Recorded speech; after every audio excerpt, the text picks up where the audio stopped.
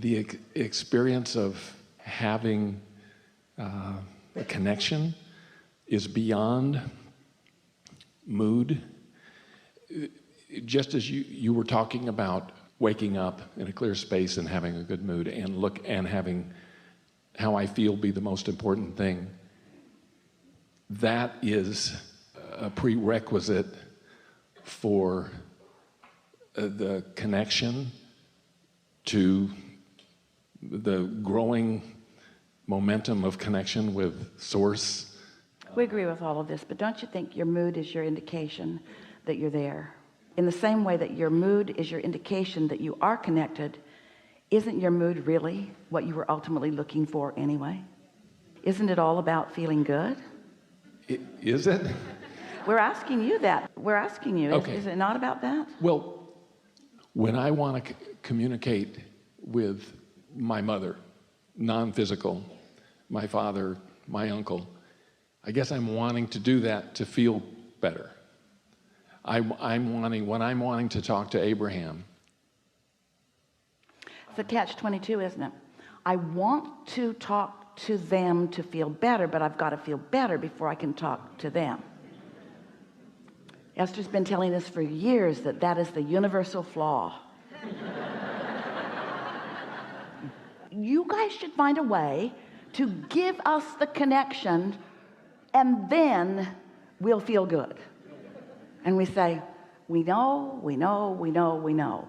But if that were possible, that would mean we have the ability to assert our love and knowing into your experience. And that would take away from you your free will to create.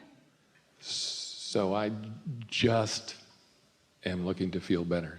Just feel good all the way. Appreciate where I am. Appreciate every moment. Let's start with this, because this may seem like such a simple conversation to have, and yet it is essential. It's really the only conversation, and it's the subject of relationship, of relativity, the relationship between the vibration of you and the vibration of your inner being.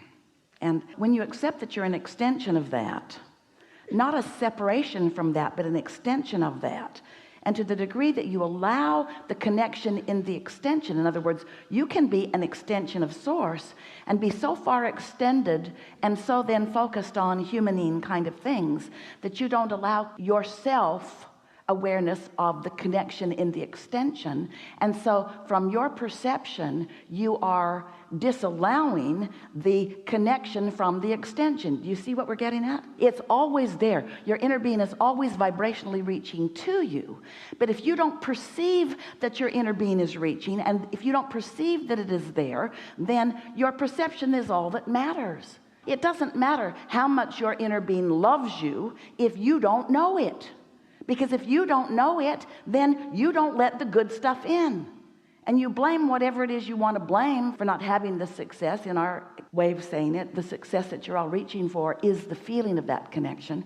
So we think it's really interesting that the very first conversation we're having here today is with you, and you're not unlike so many others who have a hard time accepting or even expressing that joy is the goal. That joy is the goal. Can you think of anything that you've ever wanted?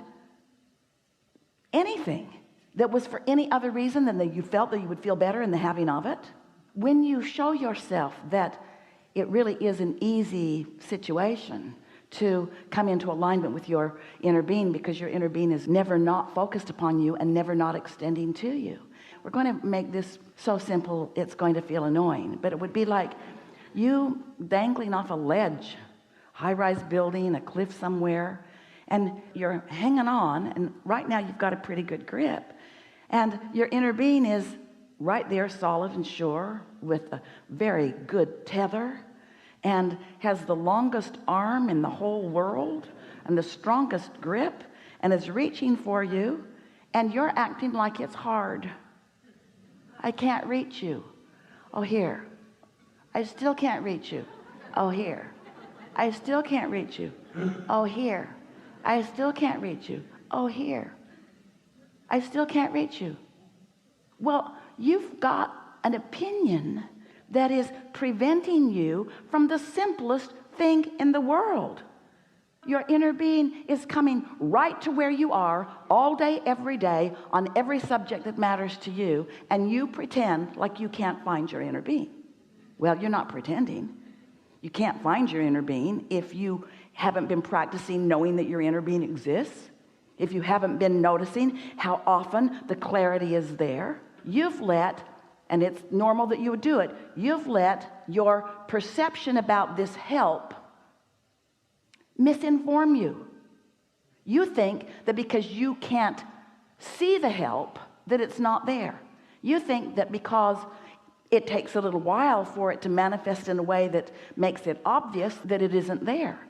But if you could walk away from this gathering here today with some sense that it's there and it's reaching for you, and you would just make the slightest bit of effort to accept that, well, what's that going to require? What's the one thing that you could do, that everyone could do, that would make the closing of that gap simple? What could you know? What could you try to know? What could you believe, or what could you hope to believe that would close that gap? The love of my inner being is constant for me, and I do not have to earn it. My world, the humans in my world, have trained me differently. They have sought my approval. They want me to approve of them, or they want to approve of me. They have motives, often, not all. There are a lot of them that are hooked up that act just like inner beings.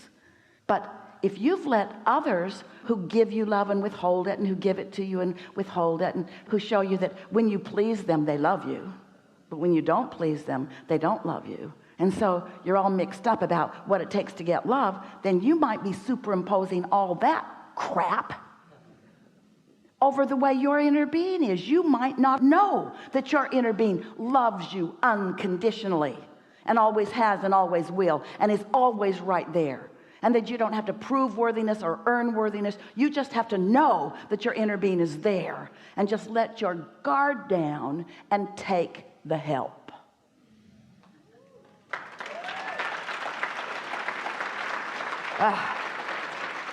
And when you do that, one of the first things that happens is that everybody in your life is off the hook, and a lot of them like it because you've been a burden. And a lot of them don't like it because they've been playing that game with all the gusto that they've got, and now you're behaving differently. They don't know what to do with you.